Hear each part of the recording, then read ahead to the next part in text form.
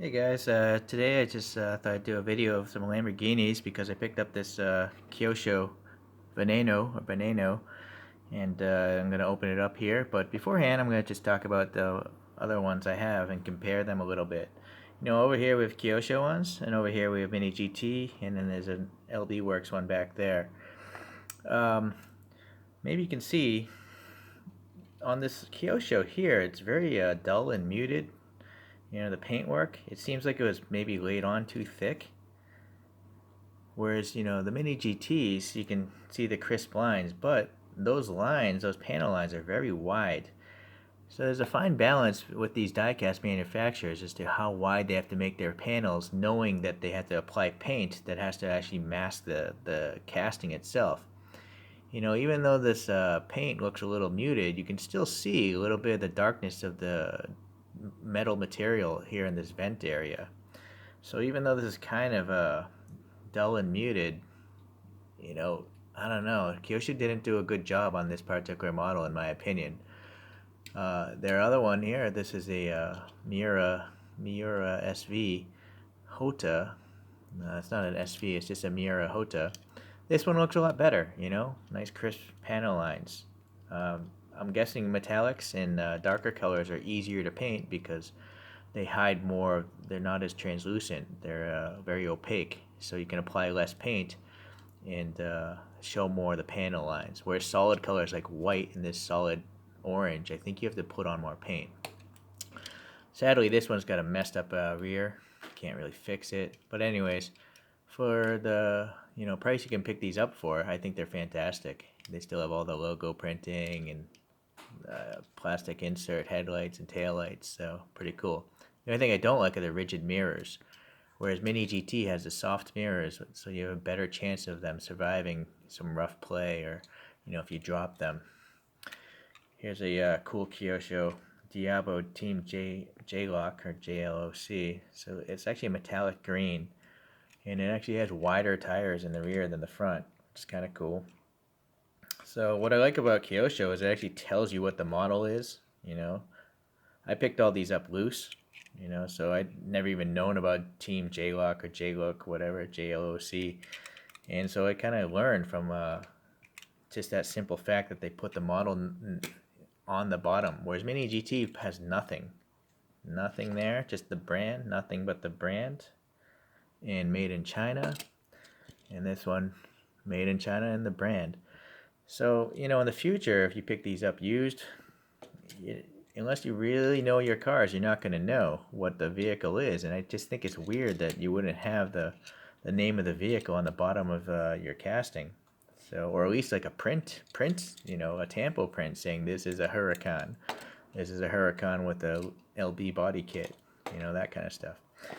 And then obviously if you look here at this model here, this is very crisp lines as well, and the lines are quite thin.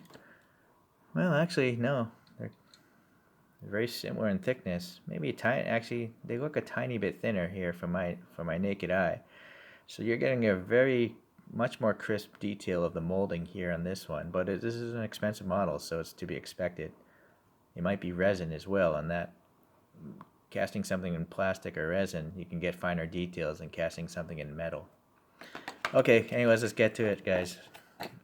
Let's open this guy up.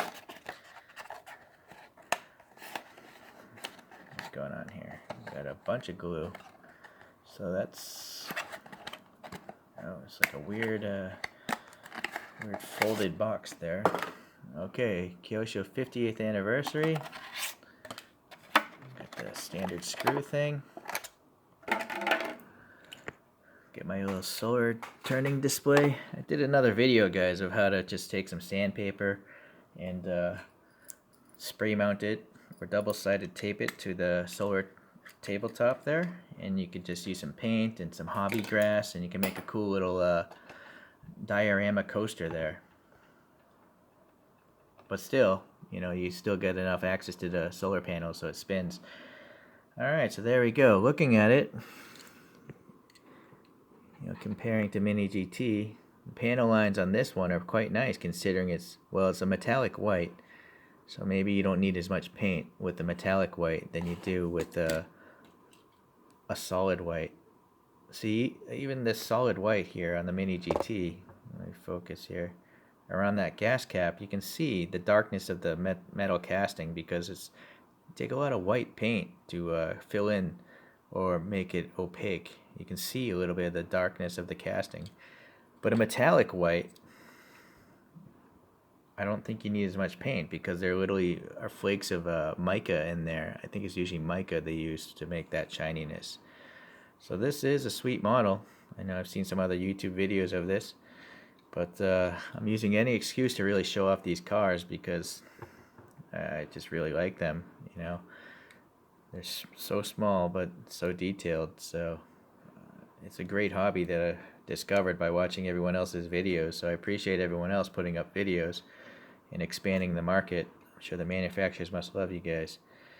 Okay, cool. Look at these, this diffuser, the 4 exhaust tips, chromed exhaust tips, a little texturing of the ventilation back there. Wheels do spin. And actually, what's really cool is the depth of that vent, which is usually not the case with diecast. Trying to it looks like that vent actually goes in quite a bit.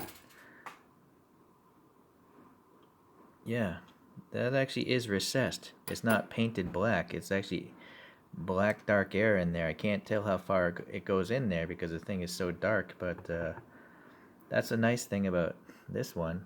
Whereas a lot of castings, you know, like this one, it's just very shallow physically, and then they just add some black paint to give you the impression that there's depth and air back there.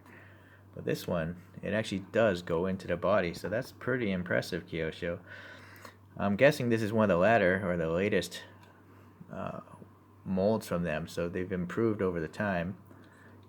Still a rigid mirror though, so you gotta be careful about breaking that off or avoiding breaking that off. The headlights are really neat. You can see a little texturing of the individual LEDs.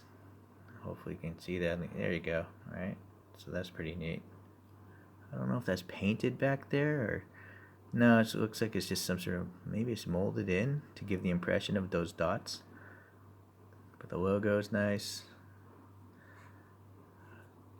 And again, yeah, it tells you what the model is. It's actually molded into the bottom plastic, so that's nice. And what's also different here is this has 2 screws, so you can take it apart. I'm not sure why you'd really want to do that, but for customizing, I mean, this is a nice model. I wouldn't want to customize it. But the older ones, I'm guessing this is an older one, it's just the die casting itself is pressed to trap in the plastic bottom. Whereas this one, they've gone to screwing, so I think all you previous reviewers have probably mentioned that kind of stuff and saying, hey, let customizers take these things apart so they can add different wheels and repaint the bodies. So good stuff. Good move. All right, so I'm rambling on. All right, take care, guys. Bye.